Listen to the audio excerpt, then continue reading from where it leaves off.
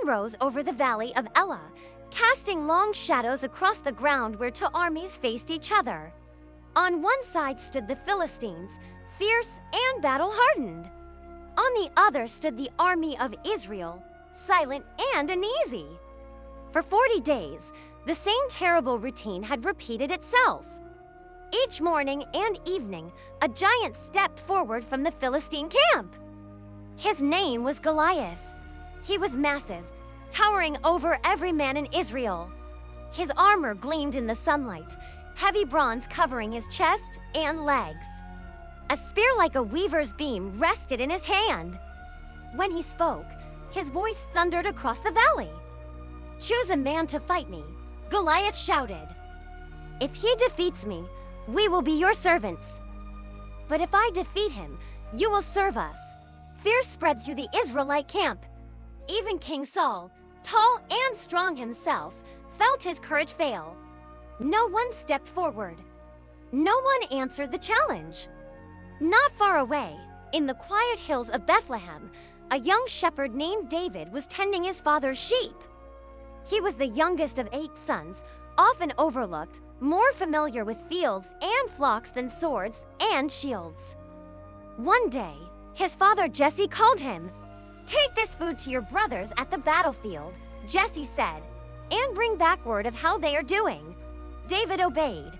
He left the sheep in good care and ran toward the camp. Curious and eager, as he arrived, he heard shouting echoing through the valley. He watched as Goliath stepped forward once again, mocking Israel and defying their God.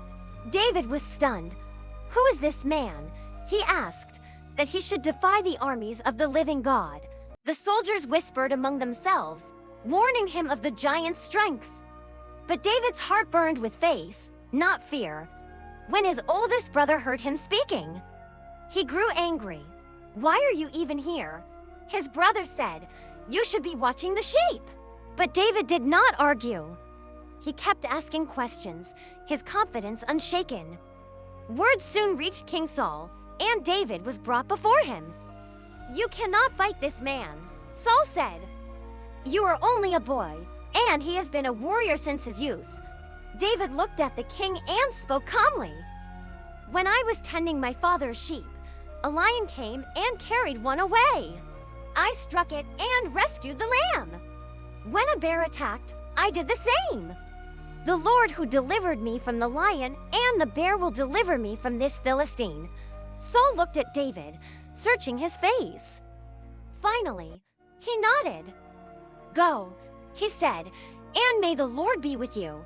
Saul tried to dress David in royal armor, but it was too heavy, too unfamiliar. David removed it. "I cannot fight like this," he said. Instead, David took what he knew. He picked up his staff, his sling, and chose 5 smooth stones from the stream. Then he walked toward the valley. Goliath saw him coming and laughed.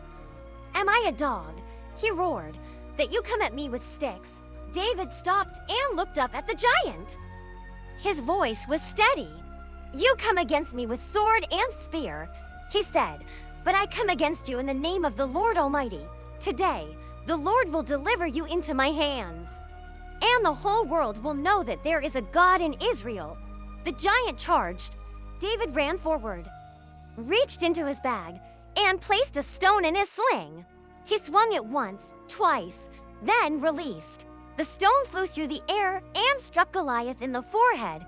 The giant staggered, then fell face down to the ground. Silence swept across the valley. David ran forward, took Goliath's sword, and defeated him completely. When the Philistines saw their champion had fallen, they fled in terror. The army of Israel rose with shouts of victory, chasing their enemies away. That day, a shepherd boy became a hero. But it was not strength or skill that won the battle. It was faith. David trusted God when everyone else was afraid. And through him, God showed that no giant is too big, no enemy too strong, and no challenge too great when faith leads the way. And the name of David was remembered, not because of his size or power, but because his heart belonged to God.